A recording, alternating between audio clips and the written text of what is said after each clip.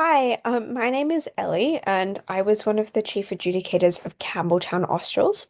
Today, I'm going to be doing a motion debrief of this motion from Campbelltown Australs Round 7, which is that we support the widespread use of citizens' assemblies in determining law reform in controversial policy areas, for example, environment and criminal justice. Before we get into it, this motion has a information slide, which reads as follows. A citizens' assembly is a body consisting of randomly selected citizens who conduct participatory deliberation on a given political issue. Citizens' assemblies are provided with specialist advice and are overseen to ensure that they remain independent. In 2019 and 2020, France conducted a citizens' assembly termed the Citizens' Convention for Climate, where 150 randomly selected demographically representative citizens were tasked with crafting climate policy, which Emmanuel Macron eventually largely committed to implement. So what I'll do basically in this motion breakdown is cover what I think affirmative should run and then what I think negative should run. And hopefully this gives you an insight into kind of what the AdJCore were thinking when we set this topic, and how I foresee this debate ultimately going down and, what the sort of strategic and argumentative considerations in debating this topic might be. So let's start with affirmative. I'm going to begin just by kind of talking through what I think the affirmative setup is likely to be. Because obviously, like, this debate, I think, requires a little bit of setup. We've got to make it clear how citizens' assemblies are likely to operate. And I think that there is some groundwork to do on affirmative to ensure that they seem like a realistic and practical option. So how are they likely to operate? I think we would say that they should have a size large enough to be legitimate, so a reasonable sample size of the population, but also small enough to be functional. Obviously, like a citizens' assembly of 5,000 people would do a pretty poor job of arriving at an overarching perspective. So I think, given the example provided in the information slide, 150 seems probably okay, probably support something along those lines. Secondly, we would randomly select them, maybe from the electoral roll, and then adjust them for identity characteristics like gender, race, religion, and geography. So that's how we get the situation where the Citizens' Assembly is both randomly selected, but also demographically representative. I think that's reasonably straightforward, and I wouldn't anticipate this is like heavily contested in the debate. Thirdly, I think that we could say the government has some degree of latitude over the structure of a citizens' assembly. So, for instance, they might ask particular questions of the citizens' assembly or task them with particular like terms of reference. But I think broadly the way it might operate is like the citizens' assembly breaks into smaller focus groups. Those guys deliberate and then eventually kind of come together and form an overarching set of recommendations for the citizens' assembly. Obviously, we would give them a reasonable amount of time to do that. But I think, generally we would want to indicate there is some degree of flexibility over how that would happen, what the structure is. But it would be broadly manageable via, for instance, things like focus groups. Finally, I think we would want to say that we would give them a bit of money, because obviously this kind of inquiry into a big issue like climate change or like, transportation or agriculture or whatever it might be, probably requires some access to a budget. So I think we would do that. And we would provide them with experts to guide the inquiry. And in fact, I believe the French Climate Citizens Assembly basically did that. It gave them access to a bunch of climate experts on various questions and let them talk to those people to inform their eventual recommendations. So that's how I think we would characterize citizens' assemblies are likely to operate. I think the key things we're doing here is making it seem tangibly possible to create an effective citizens' assembly, and secondly, making it seem like, it wouldn't be an impossible task then for that citizens' assembly to come together to produce reasonable recommendations and, guidance on what people support. The topic also, I think, suggests that we need to comment on what widespread use is. I think we can be pretty straightforward here and say we would support that this is a common legislative option. So parties might actively suggest that we should reach out to citizens' assemblies to provide input on big contentious policy areas. But generally, we would do anything major, long-standing, very public, And we're talking broadly about macro level issues, things like, say, climate change or housing, rather than very specific things like, reforming the tax code. So I think that's probably a reasonable characterization of widespread use, but I do think it's like kind of good to define that. So we have a clear baseline of what citizens' assemblies are likely to do and what their sort of areas of reference are likely to be. All right, let's talk about some affirmative characterization. So I think it would be strategic for affirmative to do two key pieces of characterization in setup, or at the start of their arguments, as a kind of baseline explanation to establish that citizens' assemblies are likely to work. Because I think one potential negative line of attack is like citizens' assemblies are not hugely effective. They make mistakes or they don't listen to people properly. We can preempt that to some extent by including these pieces of characterization. Firstly, I think we want to explain why citizens' assemblies are going to be able to arrive at a good decision or a set of recommendations that reflect what people really want. So I think we could say people are likely to be cooperative and effective on citizens' assemblies. Number one, because these are often issues that people take very seriously. People don't want to be bad representatives when it comes to important social issues like climate change or housing, which means people really do care and probably will put significant, effort into being an effective representative if they are selected to be on a citizens' assembly. Secondly, I think there's likely to be a fair degree of social and media pressure to ensure that citizens' assemblies are representative and thorough. So, maybe they have to produce something of a rationale for whatever recommendations they come up with. Maybe key figures that like lead each focus group might be interviewed by the media. But regardless, it seems like people are going to be required to justify what they have recommended as part of the citizens' assembly process.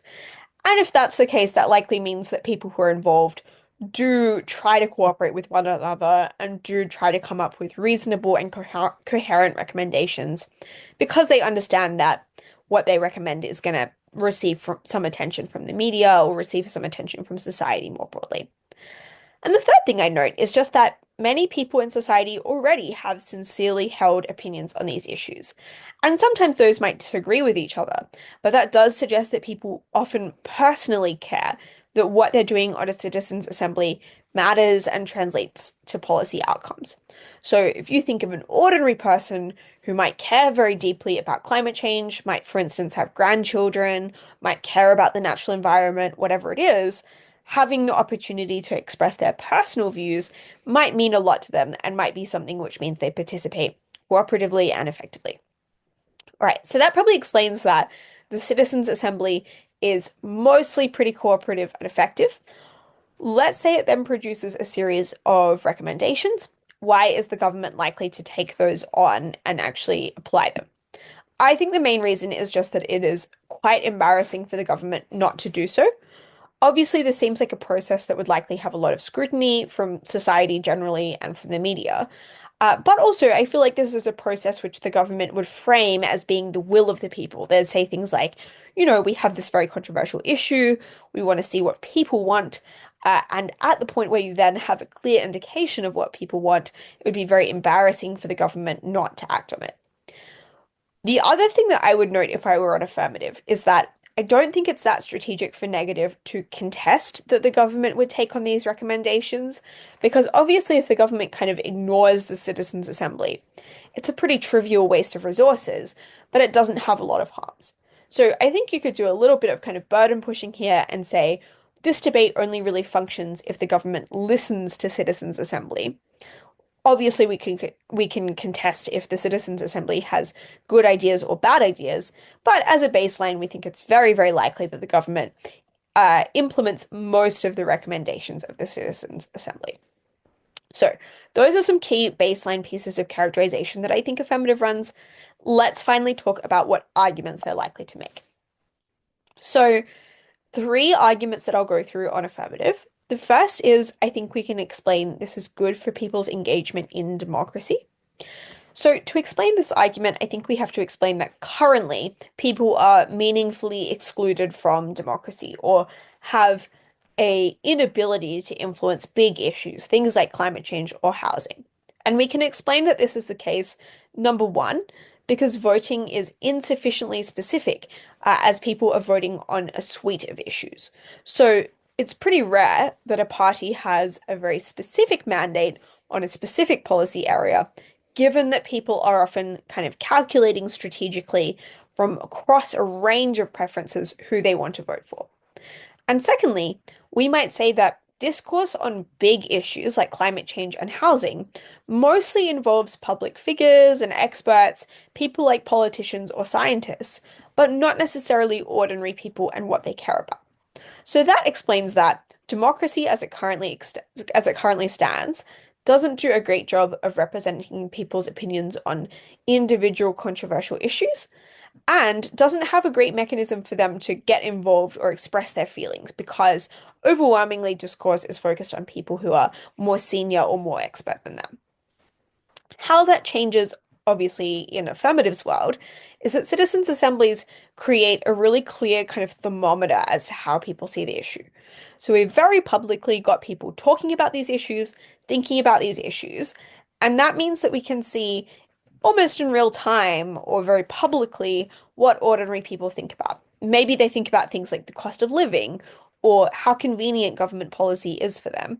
But those are things which might often go underanalyzed or underemphasized in a policy process that favors elites. And so I think that's a benefit in itself on a principled level, in that it explains that these citizens' assemblies probably provide a clearer and pure view of what people want in society more broadly. But secondly, maybe this is something that builds trust in democratic decision making. If the government is implementing a policy program that has been deliberated on by your peers and that they've thought very deeply about, you're much more likely to take it seriously, to view it as something that ordinary people want and are invested in, as opposed to something which is being imposed on you in a top-down manner. So that's the first argument. I think the second argument is to explain that this might reduce polarization on contentious issues. Obviously, the topic states that we would use citizens' assemblies for contentious or controversial issues. And these issues, I think, are very often highly controversial. People like the media, even like individual political parties, often have incentives to increase the degree of polarization on these issues. And so I think we can explain that deliberative decision making via citizens' assemblies can improve on the status quo by showing that people can reach agreement and understand each other's perspectives. So, for instance, maybe people enter the citizens' assembly process being quite polarized on climate change. They might have a degree of skepticism. They might think that the short-term economic sacrifices required are not worth it and make people poorer in the long run. But by virtue of a citizens' assembly and engaging with experts and other people from their country, they change their mind and end up endorsing a policy program that involves climate action. That could be one example, kind of draws on the French example. Uh, but crucially, that shows that people can kind of reach across the aisle and come to conclusions that are mutually beneficial, even where initially they disagreed with each other. And I think in this argument, to be comparative, it would be useful for us to explain that individuals probably have better incentives to do this kind of bipartisan, agreement with each other than parties do. So political parties might have incentives to distinguish each other, distinguish themselves from each other. They might have incentives to increase polarization because they want to cement their voter base. They have a kind of strong branding exercise going on, but that doesn't apply to individuals. And so this could be something which kind of overcomes the way that people often get stuck in their own informational environments, in their own party allegiances, and are unable to overcome polarization. This could be something which breaks that barrier. Finally, I think it would be useful for us just to provide reasons why this creates good policy in and of itself.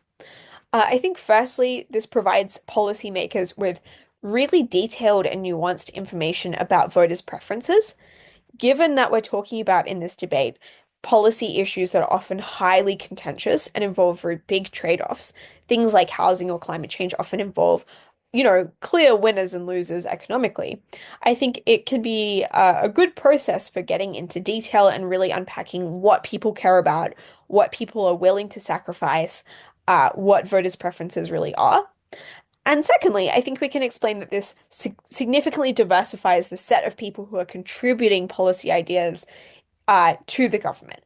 And so that can generate new ideas and new ways of approaching issues, because I'm sure you can think of some reasons why, current bureaucracy is a little bit limited, often involves similar sorts of people with similar biases and backgrounds.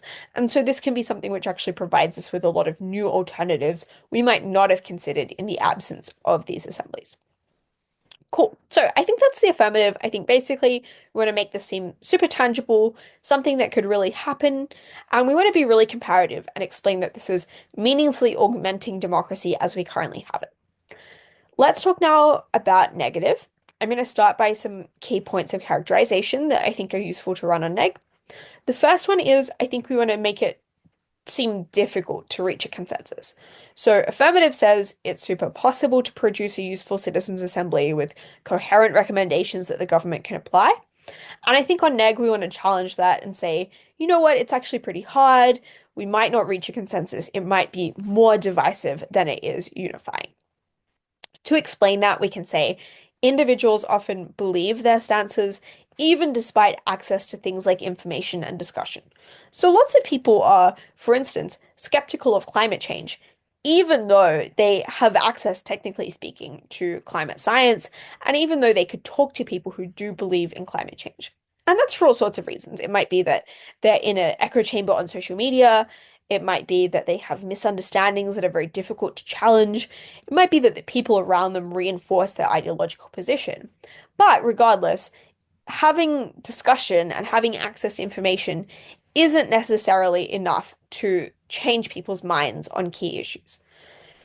But the second thing I'd say is even, if people kind of have the inclination potentially to change their mind, citizens' assemblies might not really go in a way that makes people consider things deeply and openly. Lots of things can go wrong in the process of deliberation. For example, people might just not really get on with each other. There might be one person who dominates discussions and puts other people off and means that they're not able to express their personal opinions and perspectives.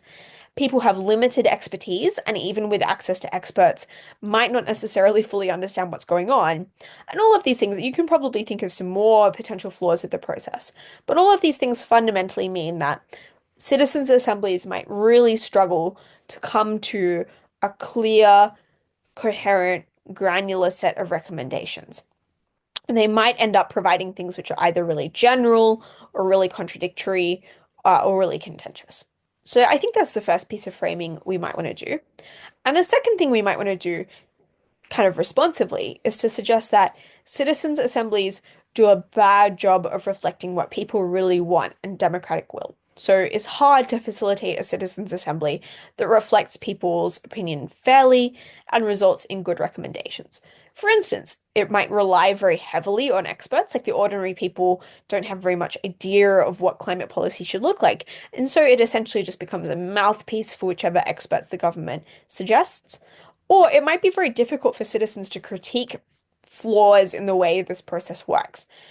They're obviously lay people. They might not necessarily have access to the information, and support and advocacy and so on that would allow them to call out bias. And so it's very possible that this process is not very unbiased, is not very accountable, and is therefore not very democratic. So these are some kind of key pieces of framing or characterization I would do on neg.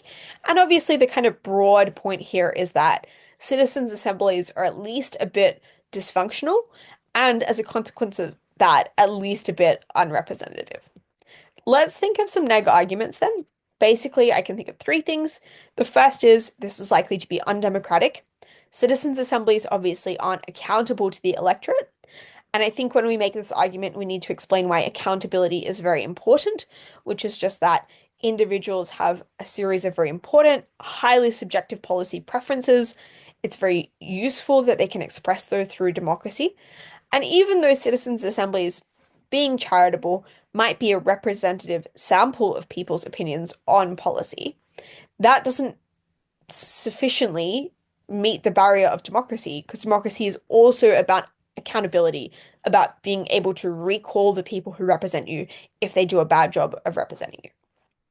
Relatedly, I think we can say this means that parties, political parties, have a lower responsibility to persuade voters on key issues because they can kind of decline responsibility and pass it over to citizens' assemblies. And so this undermines a key part of representative democracy, where there is this political discourse that parties are involved in, where they're actively trying to persuade people of what they should think, where their incentive is to educate them, to make political arguments to them, and to involve them in democracy. Potentially, citizens' assemblies do sample ordinary people, but they don't necessarily involve ordinary people in a widespread fashion in decision making. Finally, it could be quite fragmenting to the political agenda of the government of the day.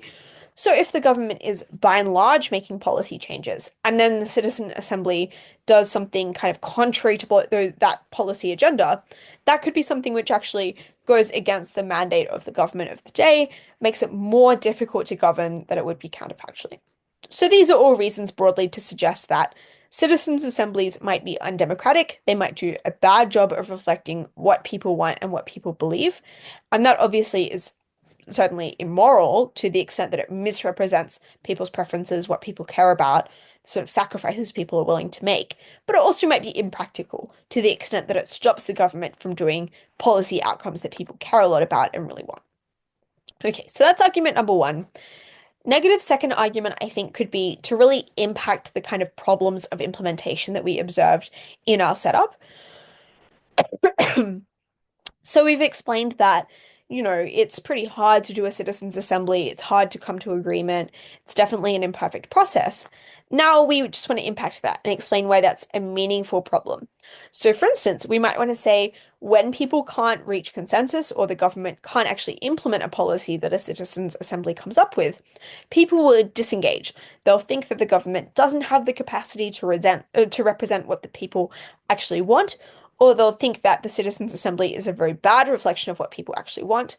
But in general, this is pretty harmful to people's faith in government engagement and consultation. They'll view it as either an impossibility that they'll be represented properly in the first place, or an impossibility that the government will then be able to represent people's true wishes that come from this process. So I think we can impact this as being something that meaningfully decreases or disproves people's faith in the government and their belief that the government is really kind of setting out to do what they want. Finally, I think we can try and contest the thing that Affirmative says, which is this produces good policy, and provide some reasons why citizens' assemblies are likely to come to bad policy outcomes. Crucially here, I think it's just like citizens don't necessarily have the requisite ingredients to come up with good policy guidance. They don't have a lot of experience. Policy often involves trade-offs between different groups and different interests, and citizens are pretty poorly placed to make that. They're often highly emotional, they often have personal relationships with particular people, and so they might not do a very good job focusing on the macro level sacrifices that are necessary to make in policy. There's probably more you could think there about why citizens would be bad policymakers, but I think the general push here is just to explain why policy expertise is an important thing that we should give credence to and why citizens' assemblies take away from that. So, to summarize, basically, I'll go back to the topic. I think really in this topic, this is likely to be, at its best, a debate where both teams agree that citizens' assemblies can work to some extent and are likely to shape law reform. On Affirmative, I think we want to explain that this is filling a comparative gap in democracy, shaping democracy where it would otherwise be somewhat unrepresentative, and that people have good instincts when it comes to policy development. On Negative, I think we should assume that this is possible, but the places that we should contest is that this is likely to increase people's participation in democracy on a macro level, and then also the idea that this is likely to bring about good policy outcomes or that people are sufficiently informed to do so. So I hope this is a helpful motion debrief, and best of luck at UADC. Thanks, everyone.